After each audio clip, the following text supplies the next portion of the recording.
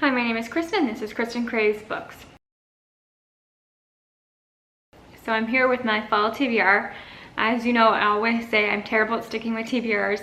I had a summer TBR with 10 books, and I think I read 5 of those and DNF'd one. I did write a blog post with those updates, so I'll link that down below just in case you're curious. But fall, I usually do pretty well with TBRs because I know what kind of mood I'm going to be in for the fall. It's always going to be fantasy, spooky books, thrillers, the typical fall kind of reads, anything atmospheric. So usually I know more what I'm in the mood to read this time of year, so that's helpful for TBRs. And I'm only going to talk about 10 books. Hopefully I'll read more this season. I read 36 books in the summertime, but 10's a good number to stick to and say, okay, I'm definitely going to get to these 10, and then other books will come up, and you know how it goes. So the first few are ones that I actually have arcs of, or ALCs of, audiobook arcs of. So I'm going to talk about those first. And I think the one that I'm actually most excited about is The Death of Jane Lawrence, and that is by Caitlin Starling. And this sounds like almost a Rebecca or Jane Eyre retelling, very much in that gothic horror vein, where we have a woman who decides that a marriage of convenience is the best fit for her, that'll give her independence. She marries a surgeon, and there's only one condition to their marriage. He tells her he can't visit this certain manor that has belonged to his family for a long time. And something happens, of course, and she ends up at this manor, and her husband's there, but he's extremely different from the man that he usually is, and he thinks that Jane is an apparition, and there's definitely something creepy going on in this manor, and Jane is trying to figure out what has happened to her husband. And then the next day they wake up and her husband's back to normal, doesn't remember anything that happened the night before. So that sounds really creepy. I do have an audiobook of this one from NetGalley, so I'm excited to dive into that. I'll be doing that one really soon. I believe that comes out mid-October, and it just sounds like exactly the kind of book that I'm in the mood for right now. Then the next one is one that was actually one that I hadn't heard about until I attended the HCC Frenzy put on by HarperCollins. They had like a live stream for influencers, and this is one that I actually requested. We were allowed to request 2 e-arcs at the end of the presentation, and I decided to ask for The Keeper of the Night, and this is by Kylie Lee Baker. And I was actually sent an ALC of this one as well, so I have an e-arc and an audiobook of this one, so I have no excuse. It sounds so fantastic. So our main character, I believe her name is Ren, is a British Reaper, and she's also a Japanese Shinigami, and she is collecting souls in London. She has been for centuries, and there seems to be a hierarchy of Reapers, and she is not liked. Something happens here, and she has to flee to Japan with her younger brother, and she becomes the death goddess in Japan, and there's a lot that happens there, and it just sounds brilliant. So unique. I love anything to do with the Reaper. I think that's so interesting, and I've heard incredible things about this one already. It already has such a high rating on Goodreads, and I just know that I'm gonna love it. And then the last e-arc I have is Iron Window, and that is by Ziran J. Zhao, and this has been everywhere already, and it's not even out yet. And this, it kind of has a confusing plot. I know that the women in this story are pilots, and only women can pilot these, I believe they're creatures, but it takes a mental toll on them, and these women are often killed just from the mental strain of this. And our main character is what is known as an Iron Widow, and she is able to form a psychic connection with men, and then uses their energy to pilot these creatures, and ends up killing the men using their mental capacity instead of her own. And she is on a revenge mission. I believe a family member of hers was murdered, and she's obviously seeking justice. And she teams up with a fellow male pilot. I think his name is Finn. I'm not sure if there's a romance there or what happens there, but they team up, and their combined powers are extraordinary, and she's had a taste for power, so she's looking to become even more powerful in her pursuits. So that's all I know about that one, but I have seen a lot of incredible reviews for it already. If you follow my blog or my Bookstagram, or maybe even watch some of my reading vlogs, you will know that there's a group that I do buddy reads with every month on Bookstagram, and I just love this group so much. They force me to pick up books I never would read on my own, and that is definitely the case for our October read, and that is The Woods Are Always Watching by Stephanie Perkins. 2 years ago, I think, this group and I, we read There's Someone Inside Your House by her. And that's like a slasher book, and I actually had a fun time with it. It doesn't have great reviews, but I think the movie comes out in October. We were just talking about the trailer, and I don't do horror movies and things, but I will give that one a try, especially because I know where it's going. And I had fun with that. It's just not a book that you can take too seriously, but her newest one, The Woods Are Always Watching, actually has a 3.16 rating on Goodreads, which is not good at all. So that makes me a bit nervous, but in these buddy read groups, even if the book's terrible, that's sometimes even more fun because you can have people to talk about it with. So we have read some not great books in that group, and we always have a great time with that as well, so I'm not worried about that too much. And the synopsis of this one is very vague. It just says that these two girls are best friends.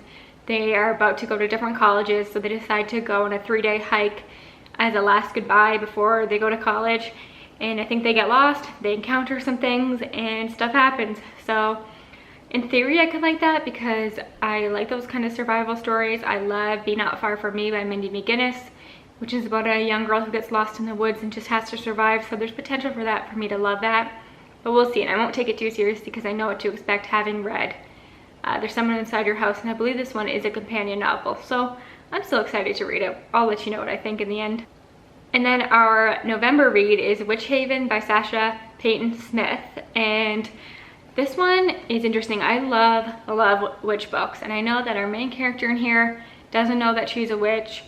So I think she ends up killing somebody and not really knowing what happens. And she is sent to a sanatorium, and then these two nurses kind of kidnap her, and she ends up in a magic school. So if you love magic schools, I think this is a good one to check out. And what's really unique about this, as far as I can tell, is that our main character seems to be morally gray, or she's deciding whether she wants to perform the magic that is deemed safe and good in the magic school that she attends, but there's somebody else pulling her to, I think, a darker side. So it's almost like a villain story, I believe, and she's torn between both aspects of her personality. So that sounds really unique, and like it has a lot of potential. I cannot wait to read that with the group in November. It does sound like more of an October read, but I will wait till November, and I'm still really excited about it. And then I believe a fellow Kristen and I, Kristen from Kristen is Fully Booked, are going to read Magic Lessons by Alice Hoffman, which I read last year. I love the Practical Magic series. I adore everything else Hoffman writes, but the Practical Magic series in particular is my favorite. It's my favorite witchy series. I just love it so much, and I think Magic Lessons is my favorite in the series. So if you've seen the movie Practical Magic, you know it's about a line of women who are cursed. They hear a death beetle and their true love dies. That's really the premise of the book. And then Magic Lessons is the prequel about how the curse began with Maria Owens, way back in the day during the Salem witch trials, how the curse started in the first place. So it's fascinating. There's a lot of history there. The main character travels from Salem, Curacao, New York, London. She's everywhere, and I believe that this book, the 4th book, is coming out in October as well, and that is another one I'm going to read right after I finish Magic Lessons. And this one's actually a sequel to Practical Magic, and it's called The Book of Magic. And I believe that this is the conclusion, which makes me sad. I've had so much fun with this series, especially because each of the books follow different generations of the Owens family. And this one, I think we get 3 generations of the Owens family coming together to try and finally end this curse. So I think a lot of the characters from at least the first prequel, which is Rules of Magic, which is my favorite in the series so far. No, Magic Lessons is my favorite. But Rules of Magic, there's something special about that book. You gotta read that one too. So I think you do have to read the Rules of Magic and Practical Magic before you can get to a Book of Magic, because I think a lot of the same characters come in. But yeah, I cannot wait for that one. I'm my most anticipated reads of the year, and I'm really excited to read Magic Lessons again with Kristen, so that'll be fun. Then I have a sequel that I need to read before the 3rd and final book comes out, and I know a lot of us are highly anticipating this book. And the 2nd book is Jade War. I read Jade City, I think in March, and I saw a lot of hype about it. I thought I'd give it a try. I found it for, I think, $5 at Chapters at the time, and I fell in love with it. It crushed me in many ways. Fonda Lee is an incredible author, and I've heard that Jade War, it's going to be even worse. And I think this one is more focused on the clash between the two families. So if you haven't read Jade City, it is set in a city where jade can be used and jade is mined, and typically it was just this one family that could use jade to have powers, but there's a drug that's invented that allows other people to use jade, and there's two families that are clashing. It's really compared to Godfather a lot, and I can see that, but the characters in that book are what makes that book so special to me. The family aspect, I really like the sister in there, so I'm scared, nervous, but really excited to finally read Jade War before Jade Legacy comes out, either in November or December. I'm not sure, because I know the date has changed quite a bit, but the early reviews for Jade Legacy, people have been loving it, so I really need to prioritize Jade War. Okay, now the last one is a thriller. There are a lot of thrillers on my radar. The Therapist by B.A. Paris. I have Hostage by Claire McIntosh. Those are ones I own. There's a few audiobooks that I'm interested in, but the one that I really want to get to is They Never Learned by Lane Fargo, because if you've been watching BookTube lately, you'll see that everybody has been loving this book, and it's a thriller slash dark academia. And one of the professors on this campus kills terrible men. So I always like that premise, and she's very good about it. I think she's like a psychologist or a criminologist, something like that. So she knows what she's doing. But the faculty is starting to put two and two together, and she's got to be very careful, and I think something goes wrong with her latest victim. And I think there's a second storyline following one of the students who's escaping an abusive father, and something happens there that's very vague. I haven't heard many people talk about that side of the storyline, but I'm really interested in this. I haven't seen a single bad review for it. And I know I said I was going to talk about 10 books, but I just thought of 2 more that were part of my Try a Chapter Tag, which is my last video. I will link it in the cards and down below if you want to check that out. These are not the 2 that I chose. I'm currently reading the one that I chose right now, but these are 2 that I can't stop thinking about after having read the first chapter. So if I can get to them in the fall, that would be amazing. The first one is The Golem and the Jinni by Helene Wecker. This follows a golem and a jinni, and the first chapter really focused on the creation of the golem and how she was made to look like a woman, and then her master dies on the ship to Ellis Island. So I was intrigued by that premise right away. And so many people talk about this book and how much they love it, and the sequel's out now, but people don't really talk about the premise too much, and I think that's probably for a reason. So I'm excited to really dive into that one and figure out what it's about after all these years. Then the other one is a newer release and one of my favorite horror authors, and that is My Heart is a Chainsaw by Stephen Graham Jones. I would also love to read The Mannequins this year, but I think I'm going to do Spookathon, and I will do a separate TBR video for that, and I think that will definitely be one of my choices. But anyways, I also read the first chapter for this. I was gripped right away, but somebody told me it does get a little bit slower after that first chapter, so that is good to know going into this one.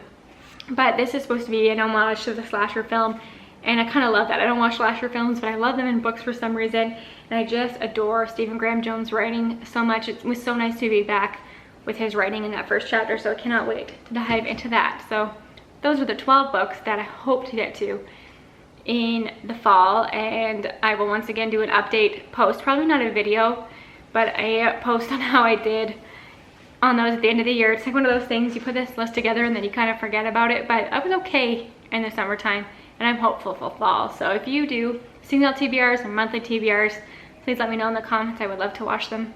Thanks again for your time. I'll talk to you again soon.